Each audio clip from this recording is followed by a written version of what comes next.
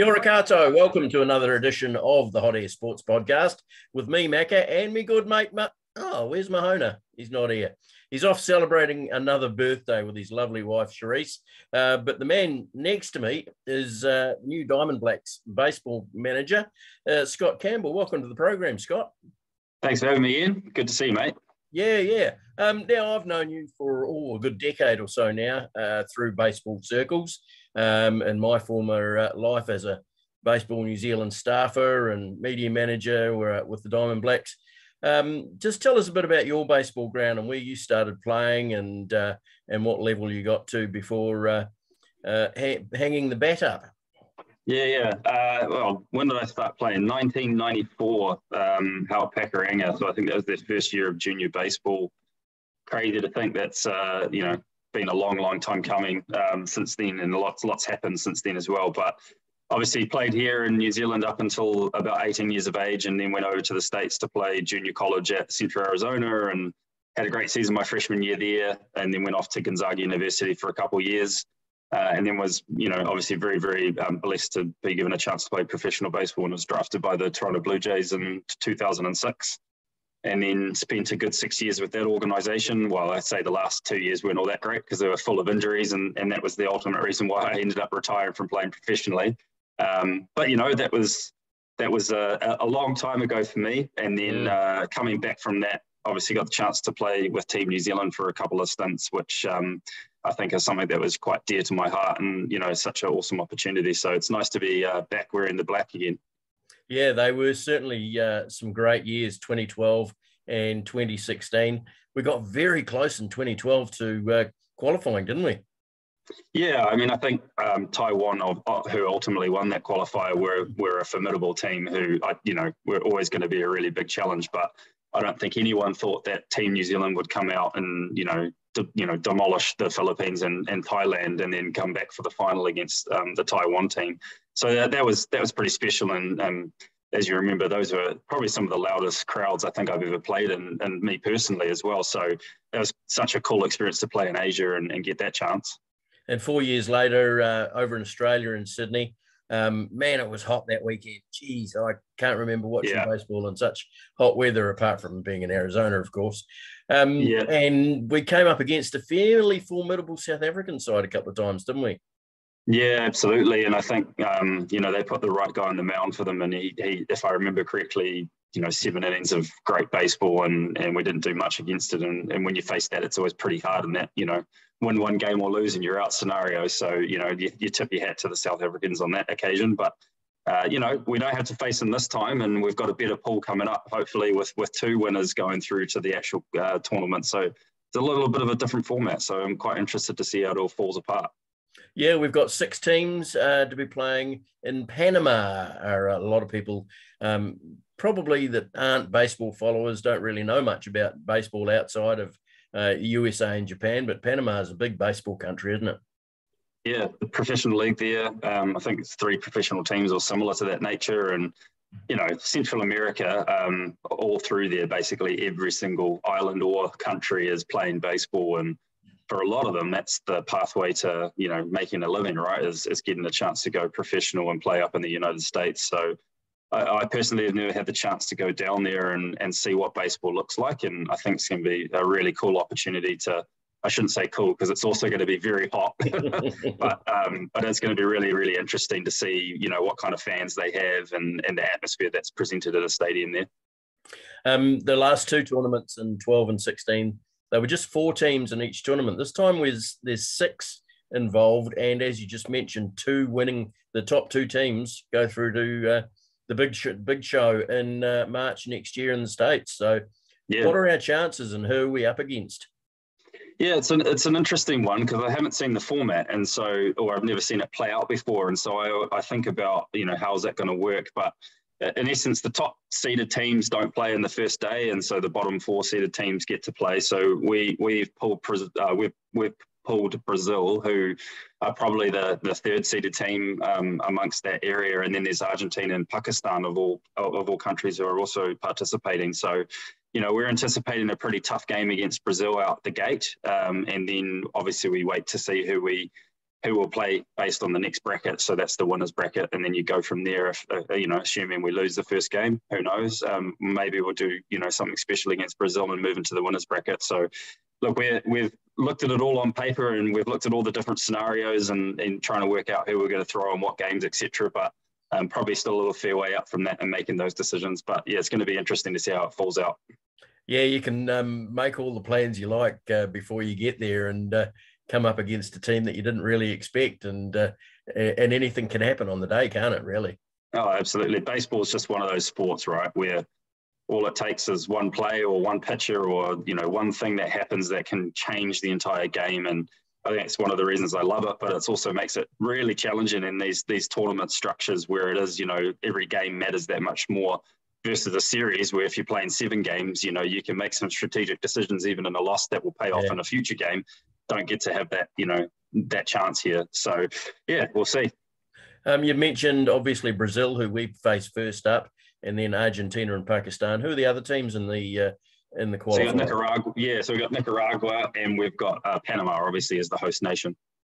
For those that do follow baseball, of course, Mariano Rivera, the great New York Yankees closer, came from Panama. So you never know, you might be up against some future MLB stars. Yeah, absolutely. I hear he's throwing out the first pitch as well, so that'd be quite a special thing to see, and I'm sure it'll be a cutter for you Yankees fans out there that know what he throws. So, yeah, well, I'll when you come back, I'll be expecting that signed ball in the mail, Scott. So. Oh yeah, sure, mate. Good man. Obviously, the squad size, the roster size. What sort of roster size are you taking over there? Yeah, so it's the same as previous years. We get 28 to pick from with a minimum of 14 pitches. Obviously, as you remember, some of the pitch count rules are a little aggressive in terms of protecting arms, which is great, and also makes life a little more challenging. But yeah, we've decided to carry an extra pitcher this year. We've got, I would actually suggest, probably one of our strongest staffs we've ever seen versus previous years. We may not have, like the ex-major league talent that we've had previously, but I think consistently across our staff, we've got something quite special and unique. So I'm looking forward to seeing how that falls out, and a couple of, great coaches as a pitching coach and bullpen coach as well to help with that. And then obviously that leaves us with a slightly lesser pool for a position player perspective, but pretty confident what we're going to throw out there, and it's going to be pretty consistent, I think, in the field. So hence the reason why I wanted to take an extra pitcher this time around. Yeah. Now you have chosen the side. It obviously hasn't been made public yet because Major League Baseball, who run the tournament, like to get everything, all the I's dotted and the T's crossed around eligibility, don't they? Yeah, so look, we submitted our roster, and it's just a process they go through to check all the, all the documentation that you send along with it, i.e. birth certificates and etc. So once they get through that, then they officially announce rosters. Funnily enough, I haven't seen the rosters announced for the Germany pool, which starts tomorrow. So, I think you may not get to see that complete list until we get pretty much bang on game time. But no, look, we've got a really good mix of, it's been 6 years, right, since the last event. And so a lot changes in 6 years. So it's been quite an interesting process to go through. We had probably something like 74 guys that we were considering for this roster. So to cut it down to 50 and 35 and then a final 28 has been quite a time-staking process, pulling video and all that stuff. But yeah, really, really confident that we've come up with a pretty good, roster here and a good mix of veteran and also rookies. So yeah, I think the future's looking pretty good. And there's a few new names that I think people will be pretty excited to see on this roster. Yeah, I think we can safely say that pretty much anybody, any of those Kiwis affiliated with MLB sides over in the States, they're probably going to be on the plane to Panama. Plus a few of those oldies, as you mentioned, that will end up donning the teal blue for the Tuatara over the coming summer as well. So we look forward to seeing that squad, and Aaron and I will be following the team closely when they're over in Panama. But you touched on the other pool, which starts, as you say, tomorrow. Have you been looking at who's going there? Yeah, so obviously it's been hosted in Germany, which makes Germany the host. And then you've got France and Great Britain, Spain, South Africa. So I mentioned South Africa previously, and the Czech Republic. So Germany and the Czech Republic, as my understanding, is the top seeds for that, and then the rest will fall out. So yeah, I think that's a pretty strong pool. The couple of those teams have got some deep WBC experience as well. So yeah, it'll be interesting to see how that all falls out and kind of get it. I'll be watching from afar to get a bit of a feel on, the management style of the game. Obviously, a number of rule changes since last WBC at the major league level as well. So,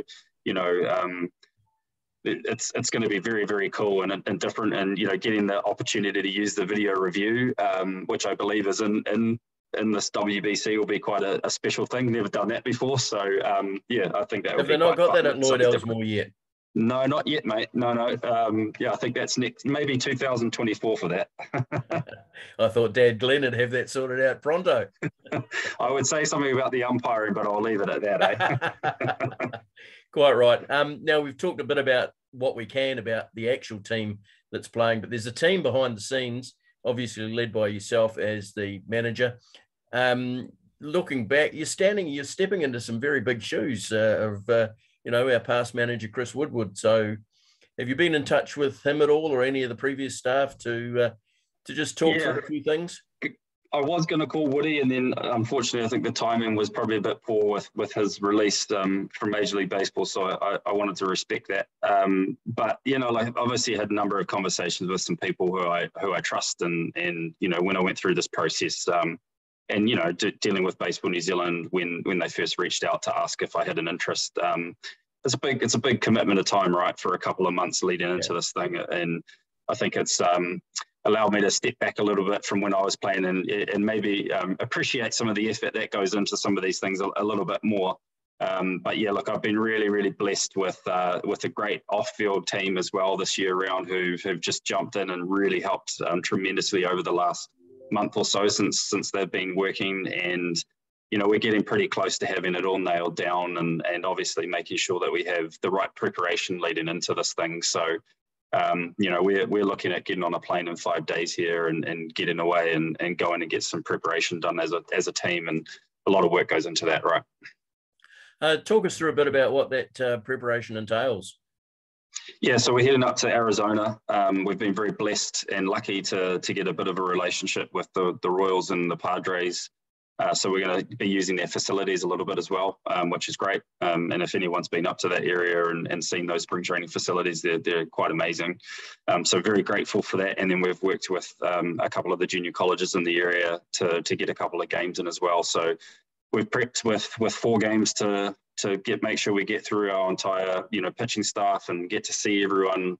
Our bullpen and our pitching coach have never seen any of our guys throw before, and as much as we've documented out everything that we can around that staff, it's seeing it as believing it, right? And so making sure that we can get through that and then get everyone the at-bats as well, not just the starters, but the guys that are on the bench who may come in for a critical situation. We've got to make sure we get them enough at-bats leading into this thing too, because unfortunately, as the weather's not great, leading into this thing for us. So most of the work we've been doing is indoors, and unfortunately, it's just not quite the same, batting against live pitching in a cage. So yeah, we're really looking forward to getting out into the sun. And I say that now, but and then in a week's time, in 100 and whatever degrees it's going to be in Arizona, I might regret that.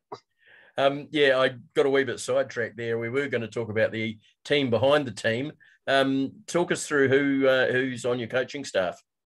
Yeah, we've got a great staff. So first and foremost, Dan Tan, who a lot of people will know who watch your show. He's worked with the Tuatara. He's worked with Baseball New Zealand for a very long time now, something like 15 years.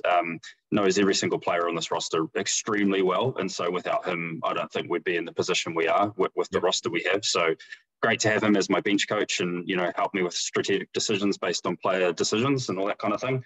And then a couple of new faces. And Darren Bragg, again, Tuatara, as a lot of the guys will know, and very trusted with the hitters in baseball in New Zealand. So great to have him. And then from a pitching perspective, we've been able to get Brian Anderson, who played with the White Sox as an outfielder, and initially won a World Series with them, and then converted to a pitcher. So he brings something quite special and unique, that a lot of pitchers don't have, right, which is the hitting approach. And so he can use that to help upskill Brian Mattis is our bullpen catcher. So Brian's a good friend of mine for a number of years. Played against him in the West Coast Conference when he was at USD and I was at Gonzaga, and again played him in minor league baseball, and have watched his career, skyrocket since he got to the big leagues. And there's a bit of a family touch there. His brother and my brother roommated in college, so we've always known each other pretty well. So it's great to have him. And then, excuse me, and then rounding out, we've got Al Quintana. So Al was a catcher with the Blue Jays organization when I was there, runs a facility in Pasadena at the moment in California, and is pretty amazing with young talent and getting the most out of talent and getting them to the next level. So he's going to be an amazing addition to this roster and someone that we'll be using in this program for many years to come. Well, it sounds like a pretty impressive lineup you've got there. It'll we'll follow that very closely. And before we let you go, obviously we've talked a bit about the WBC qualifier. MLB, Major League Baseball, is starting to get towards the business end of the season. Obviously, the Dodgers are pretty hot at the moment. The Yankees seem to have found some form again. Who's your pick to go all the way? Oh, such a tough question because, you know me, mate, I'm a Blue Jays fan and a Padres fan. So here I'm sitting looking at the wild cards. But like the Dodgers look bloody incredible this year, right? Like they just seem to be unbeatable and, you know, just deep in talent. So, I mean, I if I was going to pick someone to go the whole way, it would be the Dodgers. And that bloody hurts me to say it, again, being a Padres fan. But yeah, they've just been the most consistent team, I think, through this entire year. They just don't seem to ever falter. So yeah, that'd be my pick. I'm never going to say the Yankees, so we'll leave it at that, eh?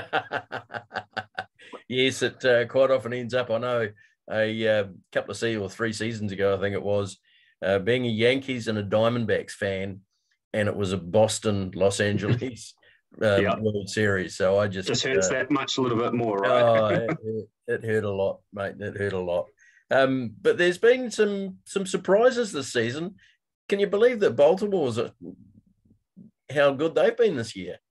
What did they start off with, like 2-20 or something crazy like that as well? Yeah, and they've just seemed to must have gelled. You know, the culture in the clubhouse must have just got right. And you know, it's not like they've brought in big names or anything to turn that around. So I think it's quite cool, and I think that's, you know, particularly for younger players who might be watching, it's culture can have a really big impact on a baseball team, and when you know hitting starts happening, it gets contagious, right? And winning starts getting contagious, and so I think it's not always about who's the best. It's necessarily the best individuals. It's the best team. So it's been really cool watching them. I'd say the biggest surprise in the year must be Albert Pujols, in my opinion, just to see what he's. I mean, like you watch him get down the line, he can barely run anymore, right? Like his knees just look like they hurt, and I just admire the fact that he's still out there, and you know, man, it would be lovely to just see, you know, him just do something amazing to finish the year off, because he's had a stellar career. So what a way to finish. Every baseball fan probably around the world is rooting for him to get 700 home runs. Yeah. You know, he's only 3 away now. Yeah, something like that. Yeah. So no, it'd be cool to see about the Cardinals. I noticed a amazing record today. Yadier Molina and Adam Wainwright, 325 games as a battery. Yeah, that's pretty impressive. I mean, you think 162 games in a season, right? And most pitchers play every 5th day. So I haven't done the math on that. You probably have done it in your head real quick, but that's a lot of seasons to be playing together, and you know, and obviously a lot of trust in a pitcher to want to have him out there for him every single time. But if you went back and looked at it, the secondary catcher would never be catching for them to achieve something like that. So pretty impressive. Yeah, actually, one name I did want to mention from the Baltimore organization that I don't know whether it's a coincidence or whether he has had the impact that people are saying, and that's the catcher, Adley Rutschman, who came in, you know, he didn't play the first month or so, but they brought him in halfway through April, I think it was, and that seemed to be about the time that the team's fortunes changed. I mean, he was a number 1 pick 2 years ago, and just to have an effect as a rookie is amazing. They've had a couple of rookies come in and do some pretty amazing things this year. I mean, it's not a team that I watch too closely. Obviously, you know, you pick. There's too many games to watch, right? But yeah, it's very interesting to see that as a rookie to come in and actually have an impact like that, because again, usually rookies are not trusted and not given all the, the opportunity to go out and prove themselves. As like, this is your job, go do it. But clearly something's working there. So yeah, it'd be real interesting. Maybe you'll write a book about it at some point and we can figure out what's going on in there. But no, very, very cool. I mean, that's a tough league too, right? And the AL East is no laughing matter, and every team in that league is formidable. So yeah, it's pretty special. Well, that pretty much runs us out of time. Scott, thank you very much for your time today. All the very best over in Panama. I'll be following the team very, very closely, as you know I will. And we will definitely catch up with you when you get back. And here's hoping that little old New Zealand can finish in one of those top 2 spots. Yeah, absolutely. I'd love to play in March. It would be something really, really special. So, Ian, it's been a pleasure, mate. Always good to talk to you. Thanks for having me on.